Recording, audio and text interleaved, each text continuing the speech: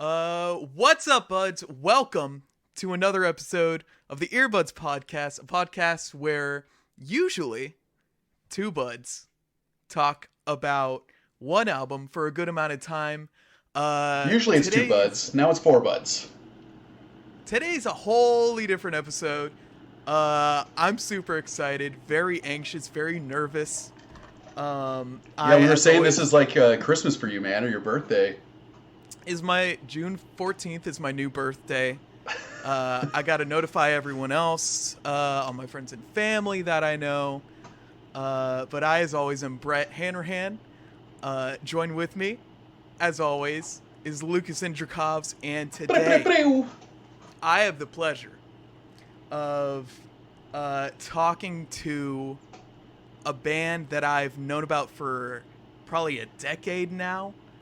I don't know. It's just weird. I mean, Brett was so excited to talk to you guys. He got me really excited because he had shown me a couple of y'all's tracks, and we'll get into it. But I've been trying to hook people the fuck on y'all for years. Yeah.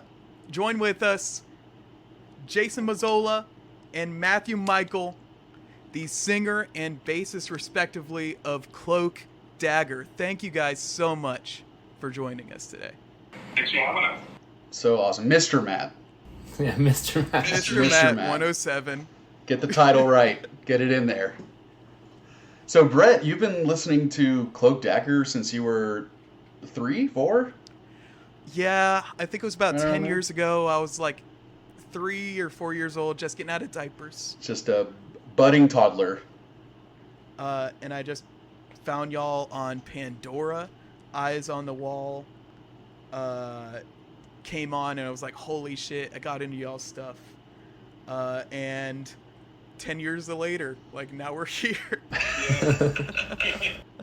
How are y'all doing today?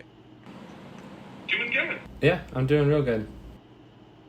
Dude, how did you... I feel like, when me and Brett were doing some research for this episode and getting ready to talk to you guys, it was like there's not too much information about the band and the history and how you guys got together. There's some stuff on Spotify, but I'm sure a lot of people would love to know, man, some of the history of the band, how you guys got together and everything. So, like, how'd you guys meet? It's I think that'd be a really fun story. Cool. I think Jason's probably a better one for this. I'm the newest member of the band, which means like I've been in it for 12 years or something, or longer. Yeah. But they were around before me, so. So there was a band called Renee Hartfeld, which was our drummer, Colin Kimball, played drums for that band. And then Colin Barth, who's the only guitar player, Cloak Dagger, played guitar. And they would have practice here in Richmond, and sometimes their singer would be late. And so in that downtime, when they were waiting for him to show up to practice, they would just write songs because they were both into punkish hardcore stuff, and Renee Hartfeld was more of an indie rock band, and so they would just do that just for fun. And then eventually they came up with enough songs that they asked me to sing for them. So they gave me a demo of the songs, and we recorded the demo with Pete that sang for Renee Hartfeld, not thinking that much would come of it, but we were really happy with how the demo came out. It just sounded the right amount of raw that I liked, and it seemed to connect with people. And so we started playing shows, and then got asked to play more shows. And that's how the band started. Were those the songs on like Pinata Break's demo takes? Yeah, exactly. Okay. That's something, that was the demo, and then after we signed with J-Tree, they wanted to put out something just kind of as a, get familiar with this band before the LP came out, because it was a long time before they signed us and the LP came out due to some legal issues. So I don't know how much I want to get into that, but that's why that Pinata Breaks demo tapes came out. And after that demo, we put out a 7-inch with our friend Alex DiMattesa. He runs a label called Great Mistake, and that was the Pinata 7-inch.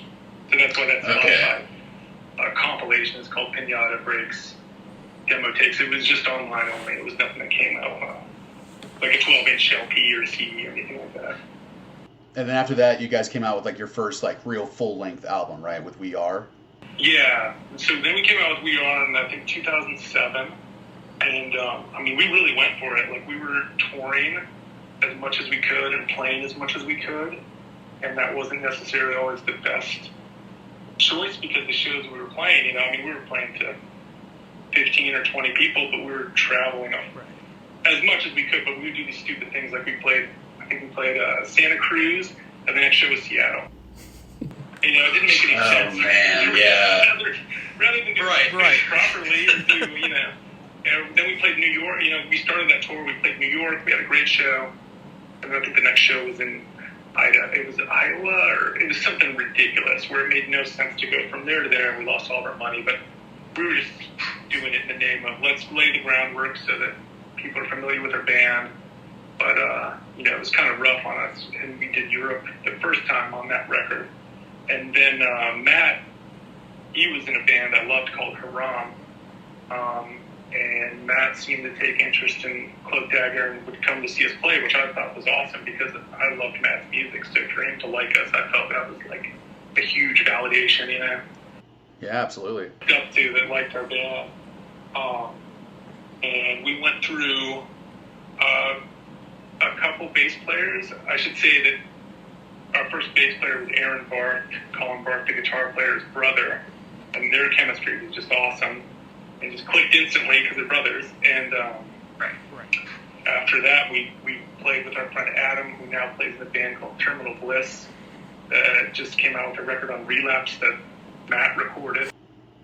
Nice. And then Matt joined up with us probably right when we were still playing shows, right? Yeah, I mean, I joined up right before that Canada tour, that really long Canada tour. So, Matt, were you on Lost Art, or did you join after that record came out? I was on it. Yeah, that was my Nice. first one. I gotta say, like, just to chime in, one of my favorite things on the record is the bass. Awesome. And I just love when punk bands put the bass guitar like so prominently in the mix and so just like in your face. And it's just so like I can hear everything that you're doing. Like, how did you guys land on some of those production like mixing decisions on Lost Art? It was all the guy Chris Owens, who played in that band, Lords, and a couple other bands. He had a studio in Louisville that he's just a great engineer, and so I think all the sound choices were really his, but he did a really cool job of like, I think capturing the band as it actually sounded. You know, I know everybody says that, but like, he didn't try to like make Colin do a bunch of stereo guitar tracks or, you know, kind of put the bass as a background thing. He kind of made me and Colin both be up front. Dude, y'all are front and center, man. The production difference on Lost Art, as opposed to all the earlier records, is like, you can tell there's like a big difference, but it doesn't lose any of that rawness, which I love. It's still got that aggressive, nasty tones and all that. There's a lot of brattiness on it, like in a good way. You know what I mean? Like, I was curious, like, who would you say are some of y'all's biggest influences in terms of music? Because on a lot of the tracks, I kind of felt like you were channeling Black Flag and Circle Jerks and a lot of like the early '80s punk, when punk was just really unpolished and raw and just pure fucking emotion, you know? So super curious, like if some of those bands were in kind of your all's back pocket and you were thinking about those during the songwriting, or anyone else. For me, 100%, yeah. Oh, yeah? Yeah, Black Flag, Circle Jerks. I think for Lost Art, I was definitely, you know, Hot Snakes for sure. The Pixies even was something that I was into at the time. That was playing nonstop. Big Boys. Those are all bands that I would say are influenced on this record. Now, Colin Barth, guitar player Colin, I mean, I don't know what he was listening to at the time. His taste in music is different than mine, and he was playing, at that time period, Captain Beefheart. Yeah. That makes so much sense. He was playing so much Rolling Stones at the time. So I like, one of my favorite parts of y'all's band are like the riffs and the weird guitar work that is like kind of off the wall. I kind of got At the Drive-In vibes from some of the riffs on the record. I can see that. I also felt like I got some Minor Threat vibes. I don't know if that influenced y'all. Yeah, absolutely. I mean, me. What do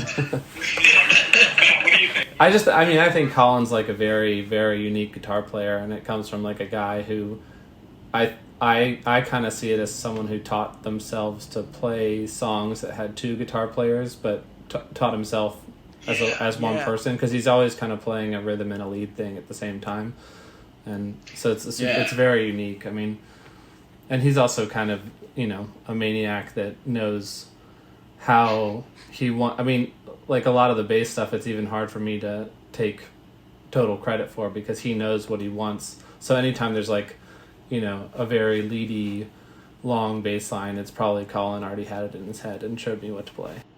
Wow. Well, because there's a lot of time on this record, he's kind of staying up on those high strings and notes, and you gotta keep it down there and get some bass mix.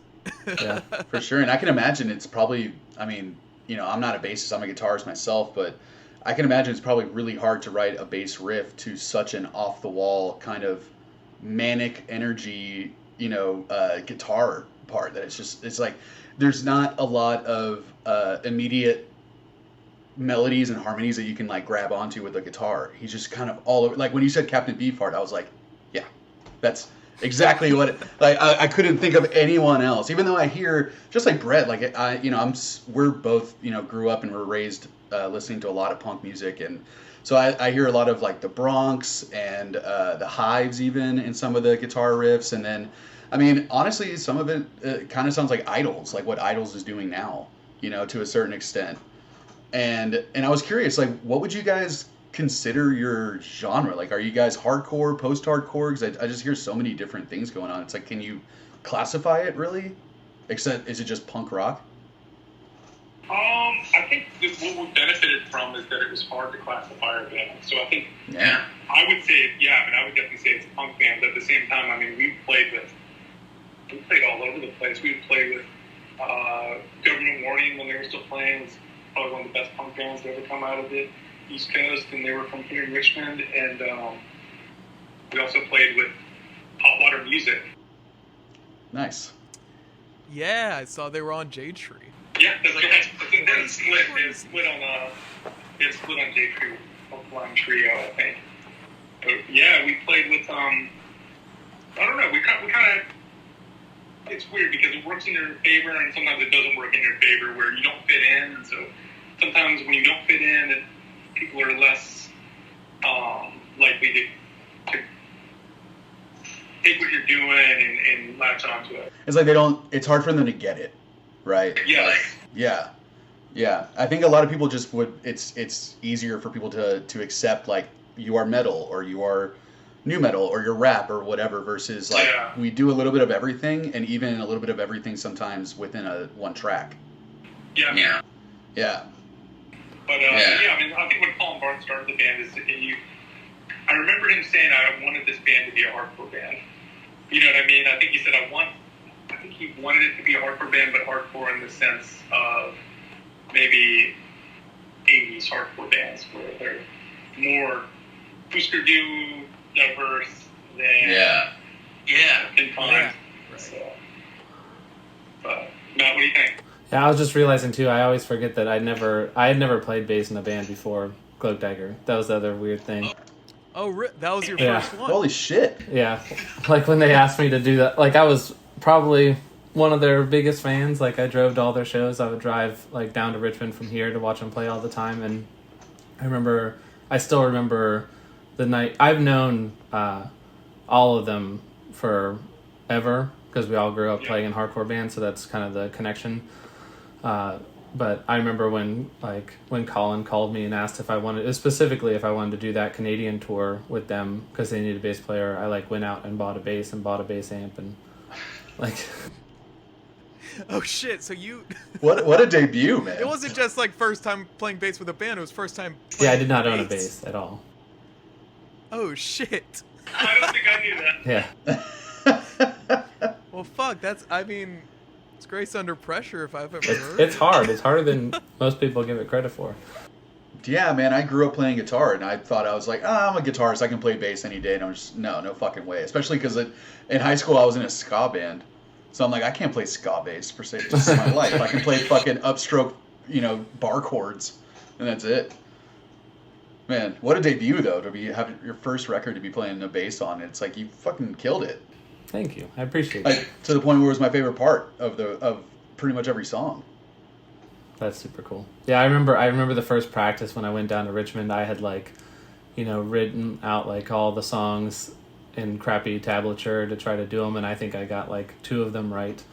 And or they were right, they were just wrong in how I was playing them. Like sometimes you make things harder than it actually is. I realized that like all the stuff on the first record is pretty much like played on the low E. It's not like all over the place. It's like the low E all over the neck, not other strings. But stuff like that is kind of fun to learn. Hey man, you only need one string sometimes, man. Yeah. I mean, Wes Borland only had 4 strings on Nookie, and he. And look at them now. What a fantastic band that's been. Are we all about to deny that we all didn't love Limp Bizkit when they came out? I'm not the only one, right? I did not. I did. No, not even $3 bill, y'all. Not even. Sorry. No. But I saw they took out some kind of more punkish core bands on this last tour, so I think there's something cool about that. Something weird about it, but something cool about it too. Yeah, I think there's a lot of weird things about Limp Bizkit. Yes, very true. Yeah. It's kind of a genre that's been weirdly developing recently. So I think we might hear some really cool like punk core metal rap shit happening. There is some. There's I can't think of the name of the band, but someone sent me something that was exactly that, like hard, very hard, but rap, but like metal, hardcore influence stuff. Now I can't remember think of the name of it. It's not I don't even know how you pronounce it. Hononn. It's not that one. The one that Travis Barker played drums for. It's something else, but I gave it a shot. It's not my thing, but I checked it out on the track just to give it a shot. I think I heard something similar like that too, because I watched. I don't know if you guys know the Punk Rock MBA on YouTube. I don't watch the YouTube, but yeah, I've heard of it.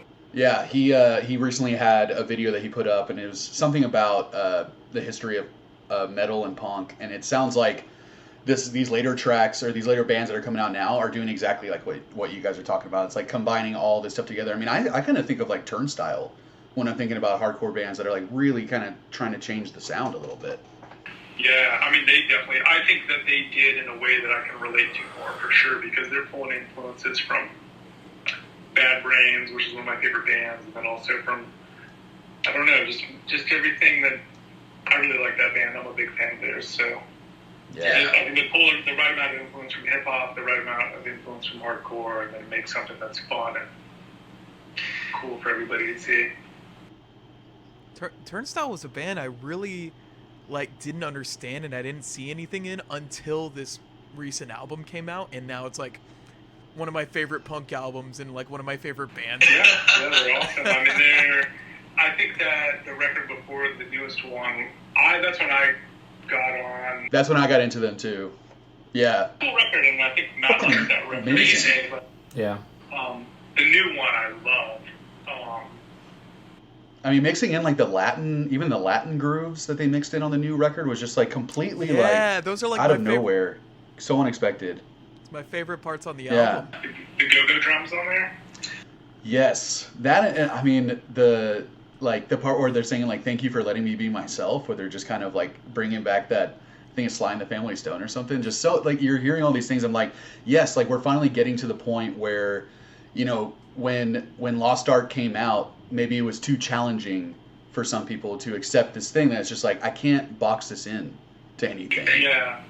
Well, someone pointed this out to me recently because I was talking about, oh man, it's cool now that bands these days, younger hardcore bands, they can take influences from so many different things and just throw them together and make it work.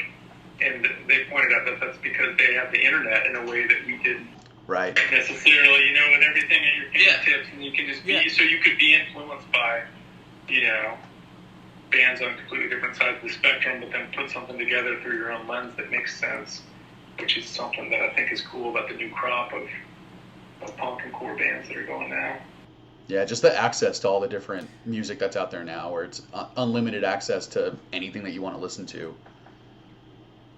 Just pull from so many different influences, and I feel like maybe there's less of a gatekeepy view on music in general now, that you can listen to this like pop record and not have to feel shame about it and kind of like incorporate it. Yeah, I agree. I mean, Matt records bands currently, and what did they ever surprise you with the influences that they reference or stuff that they bring into you? Yeah, all the time. I think there's just like for better and for worse. No. It's always for the better. It's just sometimes. I mean, I'm pretty old, and so like in my mind, like I was pretty like every record I always did was very like within whatever the band was doing. But I think bands are less afraid now to like do like a weird, Cookie Monster vocal part or do like a blast beat or, add, to me, like, grindcore and stuff was grindcore. It wasn't like you scooted in a little grindcore somewhere else, but... Right. I mean, more power to them. It's ambitious, but... Yeah, now you hear bands like Lorna Shore who are doing vocal work that, we've never even heard before at this point. And it's just completely changing the landscape, and I think, like, the whole concept of being a purist is just kind of going out the window now. We're just allowing artists to just be artists. Yeah. Yeah. And I was curious, man, like, talking about just kind of doing whatever the fuck you want. I feel like on songs like Don't Need A and Deathbed Rebels, like, Jason, was it hard for you to write some of the vocal melodies for some of these tracks? I feel like the riffs are just sometimes so off the wall. And I don't want to say they're like amelodic, What usually came first when it, like, when you were writing a song? Was it the chicken or the egg? The song was always first.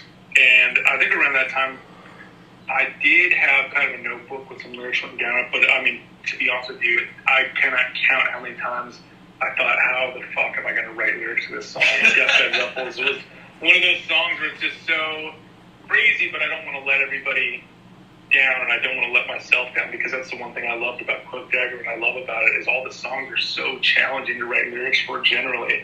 They're not very straightforward. I think that the more straightforward the song is, the easier I have with writing lyrics. But yeah, you called it.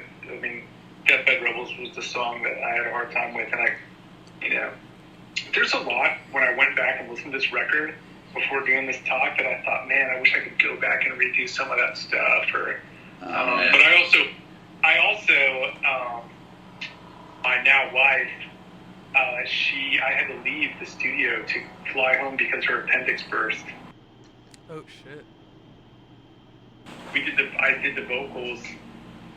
I caught the next plane that I could, which was I think 8 hours later or something like that. And so I did the vocals in that amount of time. And then when I came home, I thought, I heard the rough mixes back or something, and I sent Chris Owens an email with all of the stuff I wanted to change and switch out and all this. And then he just said that, if that happens, then I can do it, but it's going to be months from now before I can get to it, and that's going to push back the release date. And at the time, release dates were more of a thing. We were scheduled to have this come out.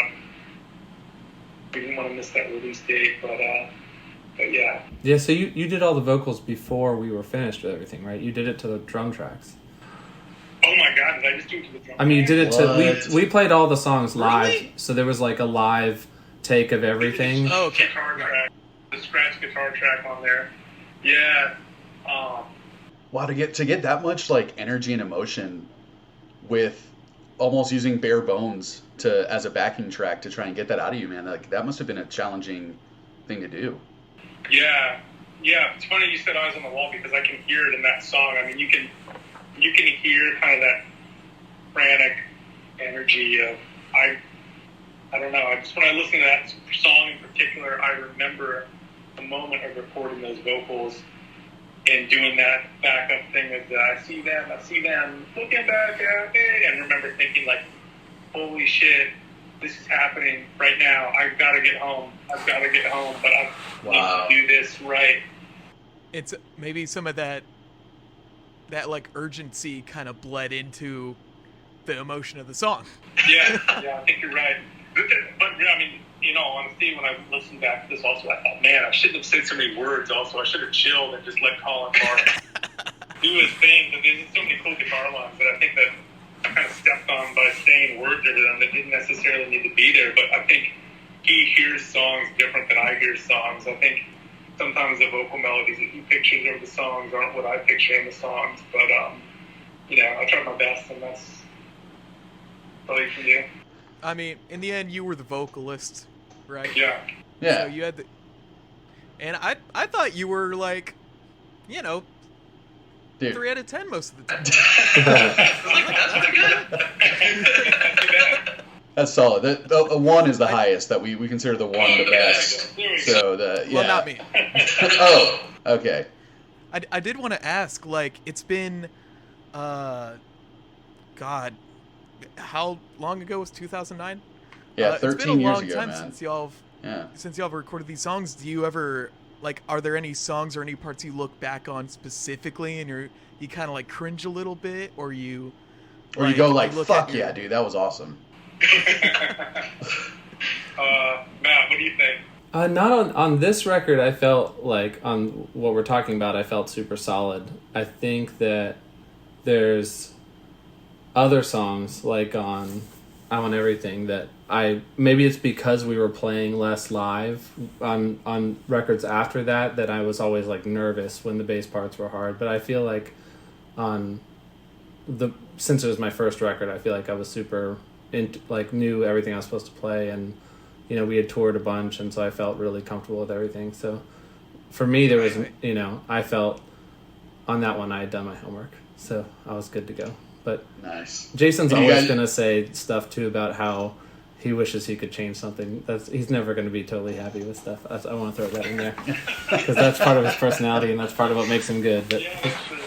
I feel like, especially as a singer, I feel your pain sometimes where you go back and you're just like, oh, if I could just redo that one line, or the same thing of just like, man, why did I feel so much pressure to fill in this space with words or singing or anything? It's like there's always that hindsight's 20/20, Yeah, it's true, but I mean, I think a lot of things about that I love about bands like Hot Snakes and Rocket from the Crypt is that they just let the songs breathe, and I think I should have just realized that a little more, that sometimes you gotta let the songs breathe. But I'm proud of all the Easter eggs I left in there. There's a lot of lyrical things that I referenced that are picked up from my favorite bands and songs that I threw in there, and that I kind of forgot about until I went back and listened to it this week. But, Nice. I definitely picked up on, just again, me as a singer and also being a guitarist, I'm listening to these riffs and thinking there's no fucking way I'd ever be able to write a melody to this. And just how impressed I was that you were able to do something and like have it be really impactful and work so well in the song. But I just feel like if that's your style of songwriting and writing melodies and harmonies, then that let Colin just kind of go off the wall and have a ton of fun and just kind of do whatever the fuck he wants, So it's like, if you were forced to kind of do that more standard like hardcore vocal delivery where it's just like, dude, I'm just like I'm talking really loud and just having to like just really push it through and get through all this like wall of sound that's coming at you, man, like you've nailed it. And I think it's like shows the how much like all you guys were able to work together, and you just had this kind of synergy as a band where you understood your parts and what you had to do to make this work, and it just pulled it off like really, really well. yeah, thank you.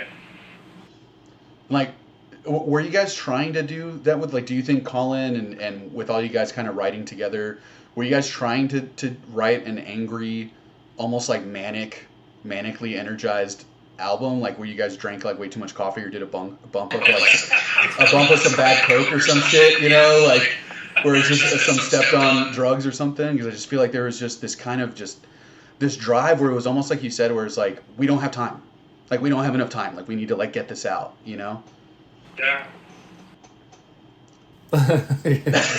He's like, Mr. Matt. I feel like the Collins have like being drummer and guitar player have a very like a style that's all their own. So I think it's that like driving energy is a lot them, how they play. They never give up on the downstrokes or the 16th notes. It's always like punishing, and like they do it to a point. I noticed.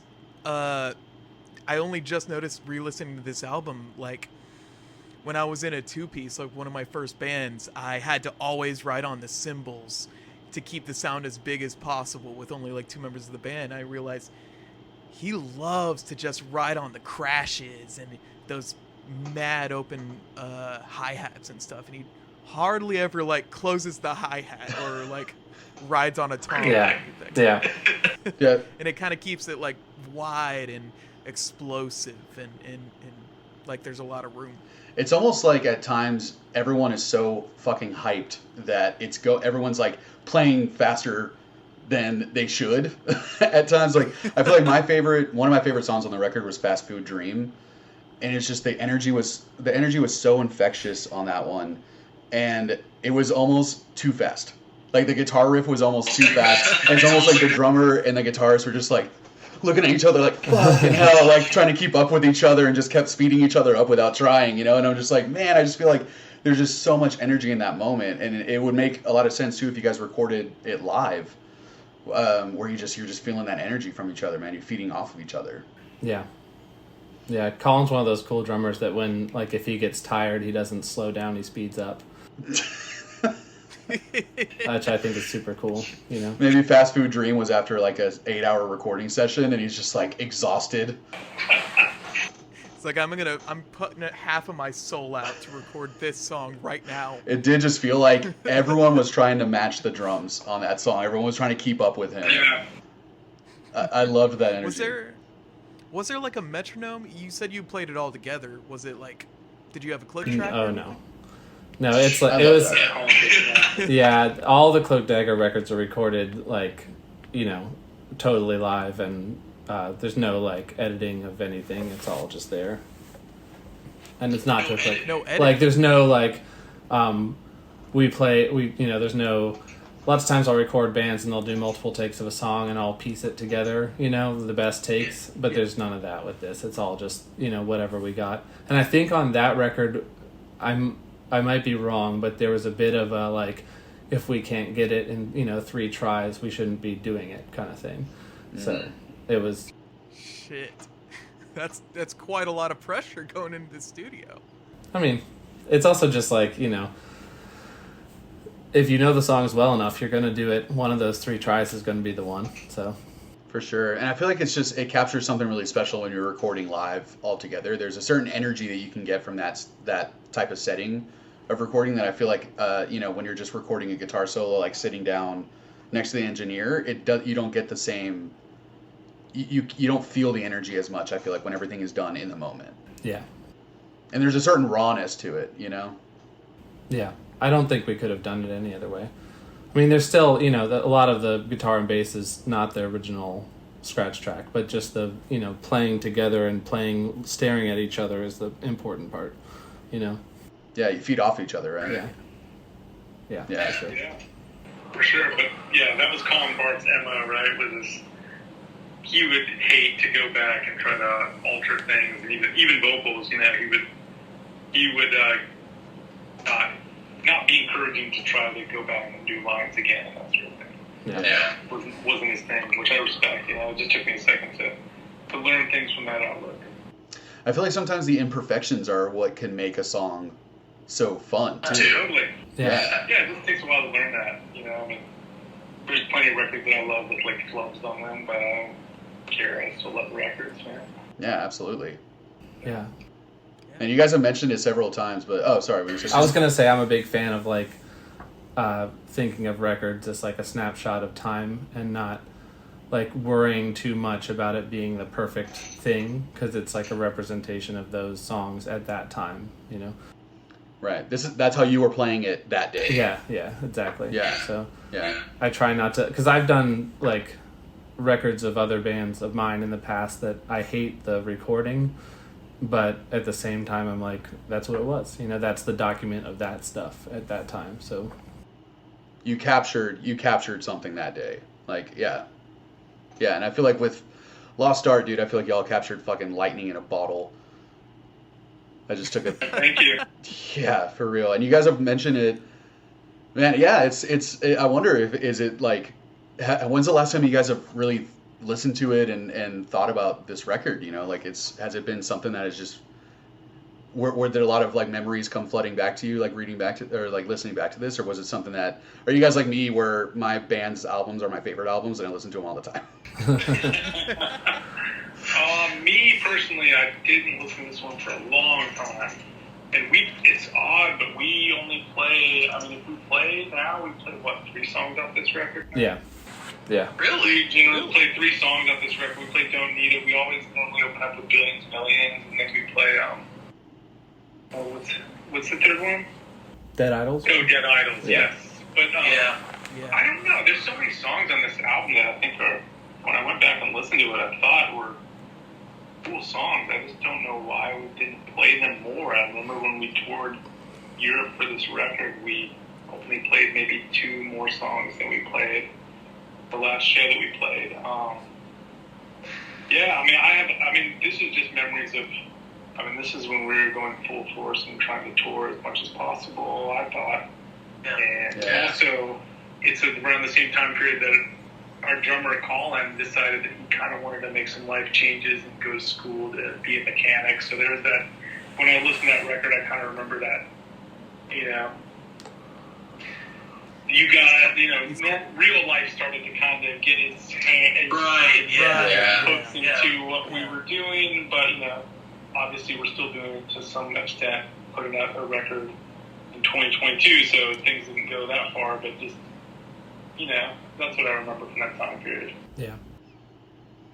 And the fact that Jason had to leave, that was super stressful.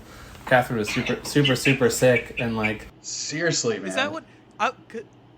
I was wondering why you recorded Lost Art in 2009 and then I Want Everything 2017. Like 8 years later. What got y'all back to record that album, and like what stopped the band from happening? Like what's happening in that gap? Man, I didn't realize it was that long, but Colin went to school to be a mechanic. He was doing his mechanic thing, and then we were just playing. We just playing DC or Richmond twice a year or something like that for years. And then I don't really remember, Matt. Do you remember what was happening around that time period? I had a kid. That's a big one. That's a big one again. But it took us a long time because we started recording that record in one house that I lived in, like in our practice space, and then I moved to another house and we finished it there. So it probably took several years, I think, to actually finish that record, if I'm not mistaken. Did you start kind of recording it soon after Lost Art?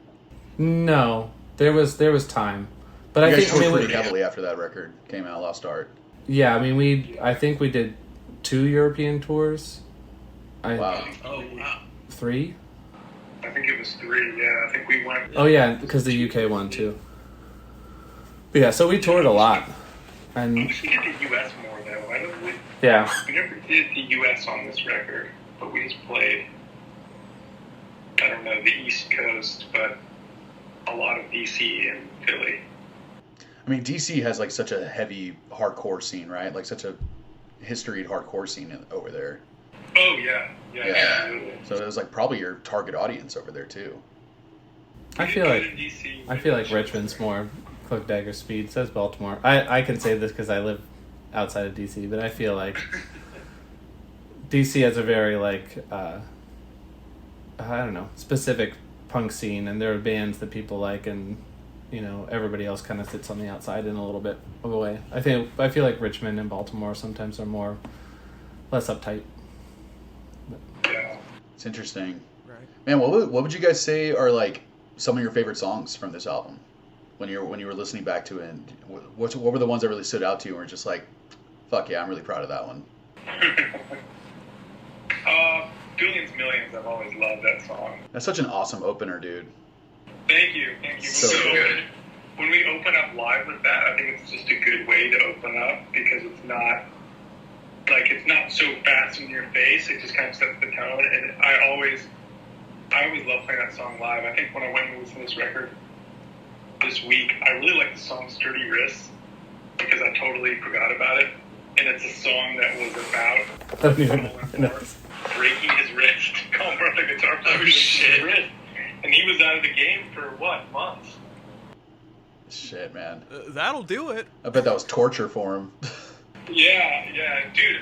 Yeah, he also hurt his hand years after that. And what did he spill oil on his hand? He was working as a baker and he spilled caramel on it. Oh, man. That's like molten fucking lava, dude. Yeah. That stuff only gets hotter. So he basically napalmed his whole arm. Damn. Yeah, I mean, when he broke his wrist, we thought, oh my god. I mean, we had to cancel some shows and all that, and we weren't sure if we were going to be doing things ever again. And I can't remember why we called them Eyes in the Sky, but there's these lines in the song where he talks about eyes in the sky, lead the way, eyes in the sky, not afraid. And for some reason, I forgot completely about all that. So it just made me happy to hear that song in this last week's listen.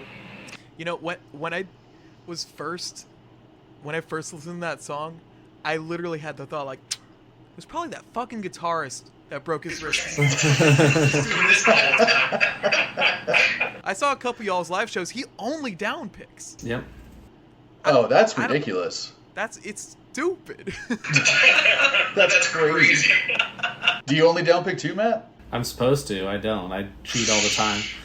No, I try to. I think it sounds better, but like this is part of the playing bass thing that's hard. It's actually like really physical to hit a thick string that fast all the time. You get super tired. I sound like a wimp right now, but no, man, that's legit. No, you play nothing but that music for half an hour. Like, you need to alternate or you're gonna die. Yeah. Carpal tunnel. At the very least. What about you, Matt? Like, what would you say are some of your favorite tracks on Lost Art? I think Dead Idols and Don't Need are my two favorite. I feel like maybe it's because we play them the most, and maybe it's because I think I have fond memories of I remember when Colin showed us the parts at like our old practice space in Richmond, and I just remember being super stoked. You know, because these are the first songs that I was going to be a part of as new songs. Mm. Right. And you'd like contribute to. Yeah. And just to hear, be excited that this is, these are going to be the songs that I'm on. I'm in the band now. This is super cool. Right? Yeah, it's exciting, man. Yeah, Dead Idols is so like loud and boisterous. It's so fun to listen to. And Jason, the vocals are so awesome on that too. You're kind of yelling, but it's kind of loose yelling to where you're almost doing I don't want to say like a Jello Biafra type of thing, but kind of, Yeah, kind of like I don't even want to imitate it. I'm not about to sing Jason's part to him. No, fuck that. I'm not doing it. I've always appreciated the kind of balance between grittiness and melody that you bring to vocals. You know, Thank you. Some songs definitely emphasize one over the other. Fast Food Dream, I don't know how you could put a melody on it. It's no. so fast. But then you have like Eyes on the Wall, which was one of my another one of my favorite songs on it. That it's like probably one of the catchier melodies on the record, if not the catchiest one. Yeah, man, thank you. Yeah, and On both, I think the guitar lines for that song are super catchy, also. Dude, amazing, and I love the play of the drums with the bass, Matt, where you guys are kind of. I mean, it's just such a classic punk thing to have like the drummer hitting on the toms and the bass just like you guys are just isolated and you're the only two playing for a little bit and then everyone comes back in. I think that's just such a classic punk songwriting technique, and it works so well on Eyes on the Wall. It hits for sure. It hits. Yeah. Awesome. What about you, Brett? What are your favorite tracks on this thing, man? Dead Idols is one of my favorites. That transition into Dead Idols always gets me pumped up from Billions Millions. Just like hearing that riff, the aggressiveness. I sing it in the shower all the time. And Mental Image, okay. Eyes on the Wall. Y'all don't play this song live. Is that right? No, I think we did at one point, but no. Ugh, that tears me apart because it was the first song I heard. And after all this time, yeah, it's just dude. super catchy. I feel like it's a super fun like bar song that everyone would sing. It got that bridge is one of my favorite parts on the album, where it kind of slows down. It's just calling. By the way, never heard the word pink more aggressively shouted. I had no idea that was what you were saying until you sent me the lyrics. I was like, this. Oh, nice. You just fucking yell anything and make it sound cool. Make it sound cool, yeah. Fucking, you're drinking the pink LaCroix. Owning it. I truly am. Yeah, that was a nod to Hot Snakes. They have a song where it's decor pink, and the lyrics, decor pink. Need to check those guys out. Yeah, and I do too. I feel like y'all need to give Fast Food Dream and Broken Wrist some more love. Those are some honorable mentions. Billions, Millions, honorable mention. If you guys come to San Diego and you don't play Fast Food Dream, I'm going to be real upset. Dude, a hard one to keep up with, for sure. Yeah, right, Jesus. Right. That's not a song you play later in this set. Yeah, true. Well, like, usually, you know, when we do our album reviews or these episodes of our podcast or everything, like, we usually like to rate the record, just, like, depending on how, you know, how much we enjoyed it, and it's a super subjective rating. But I think it'd be really fun to have you guys give your rating of this record, like, 0 to 10. And maybe rank your albums. Like, what are your favorite albums in the discography? Oof. Yeah. Go ahead and pick which one of your babies is your favorite. Let it marinate. Yeah. Pick your favorite child. I'm probably gonna go. It's too hard because they're all my favorite for different reasons. Well, you know. So I thought it's really interesting the transition from this album to I Want Everything, where y'all are obviously like trying some new stuff out, and I'm so excited to hear what y'all have next, and to see where it goes from here. But to me, I feel like this is the pinnacle of the Cloak Dagger sound that I love so much is Lost Art.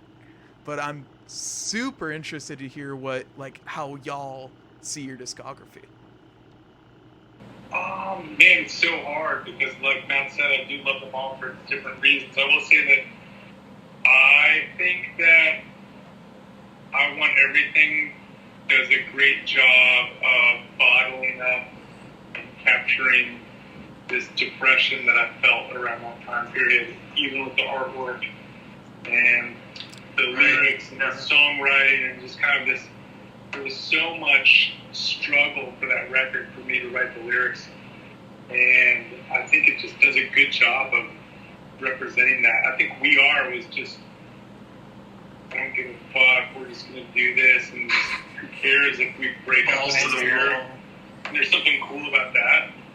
And Lost Art is, I want to do this, and I want to be more focused on what I try to do with the vocals for the record and not just scream the record start to finish. And I'm happy with some of the things that came out, but not 100% happy. But also I think a lot of that has to do with the memories of just, I've got to go home and fly back to Virginia early.